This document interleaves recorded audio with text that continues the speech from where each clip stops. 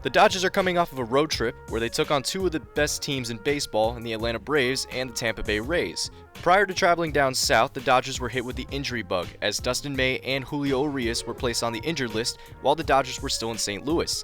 To add supplemental value for their injured stars, the Dodgers relied on rookies Gavin Stone and Bobby Miller to kick off the three-game series between the two best teams in the entire National League.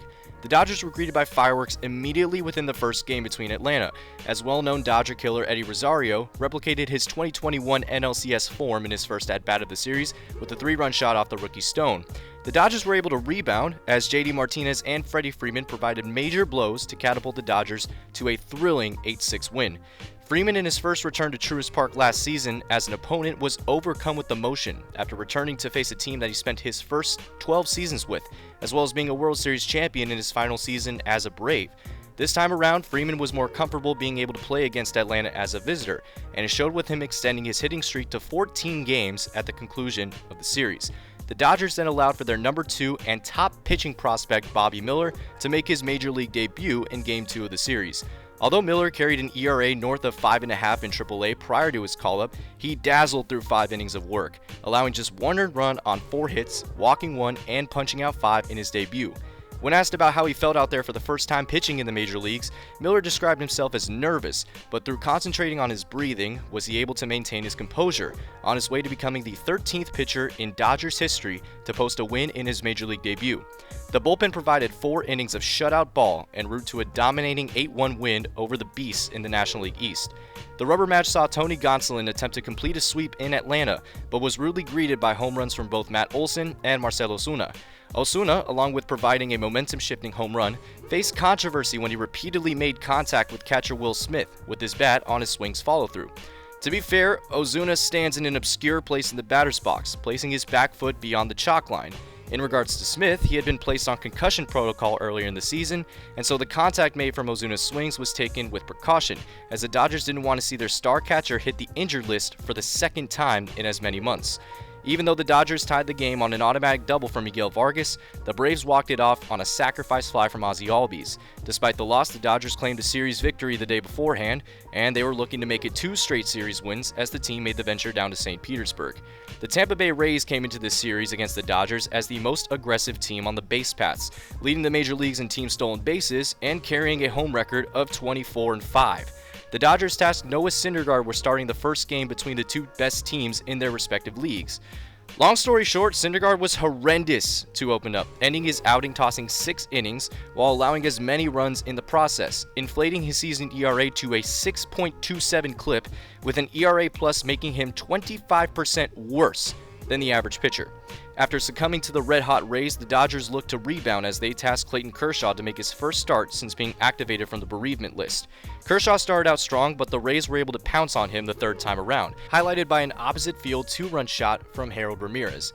The offense, led by Mookie Betts and Freddie Freeman, were able to regain the lead, followed by an insurance shot from Miguel Vargas, which ended up being the deciding factor in a close 6-5 Dodgers win.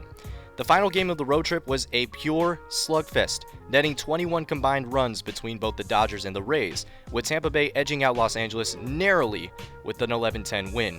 The outcome might have been more lopsided if the Rays didn't leave starter Josh Fleming out there for 6 innings, as he allowed 10 runs to the Dodgers, including 5 home runs, 4 of them coming via the way of a back-to-back shots.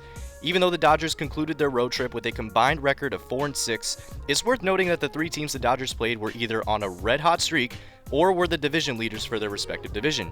JD Martinez, after hitting 5 home runs in his first 29 games as a member of the Dodgers, erupted for 5 home runs within that 10-game span, including 2 shots in Game 1 of the Atlanta series.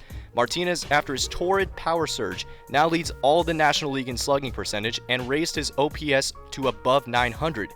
Freddie Freeman continued being himself on the field, extending his hitting streak to 17 games at the conclusion of the Tampa Bay series, and at the time of this recording, he now has a 19-game hitting streak and counting, while also setting the Dodgers franchise record for most doubles hit within a single month. Both Max Muncy and Chris Taylor connected for 2 home runs at Tropicana Field in the penultimate game, and both of them were able to raise their batting averages above the Mendoza line.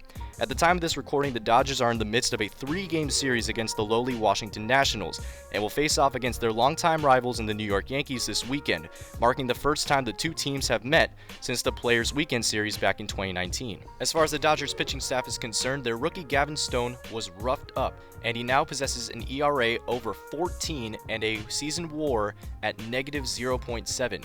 In response, the Dodgers have optioned him back to AAA Oklahoma City, and in a corresponding move, they have brought up lefty reliever Alex Vesia, who stumbled out of the gate to an ERA north of 7.5. Not a single Dodgers pitcher within the road trip accumulated a quality start, meaning they went 6 innings, allowing 3 or less earned runs. The closest that came was Bobby Miller's major league debut, where he did go 5 innings, allowing 1 earned run, but was taken out after tossing 95 pitches. As far as the Dodgers' injured players are concerned, Julio Urias was able to make a 15-pitch bullpen session back on Tuesday, and Daniel Hudson was warming up for the first time in almost a year, and should see a rehab assignment happening later in June. Another positive would come from Trace Thompson. After he went 0 for his last 39, he entered Sunday's game with a 108 batting average, but was able to bring it up as he hit an RBI single to break the slump and connected on his first home run since early April.